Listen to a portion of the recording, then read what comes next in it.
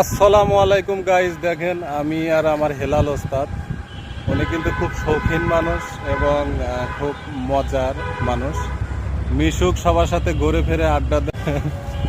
উনি অরিজিনালি কিন্তু ভালো লাগার মানুষ, আমি সব সময় ওনার সাথে থাকি, ঠিক আছে, ঘোরাফেরা করি, আড্ডা দিই।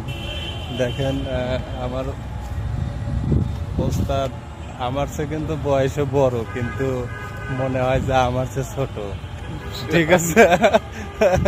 চ্যাংরা মানুষ, একদম চ্যাংরা মানুষ। দেখেন গাইস, আপনারা কেউ বিশ্বাস করতে পারবেন না যে আসলে ওনার বয়স মানে 50-এর নিচে। হ্যাঁ, ওনার সাথে আমাকে দাঁড় করাইলে অবশ্য আমি মুরব্বী লাগি।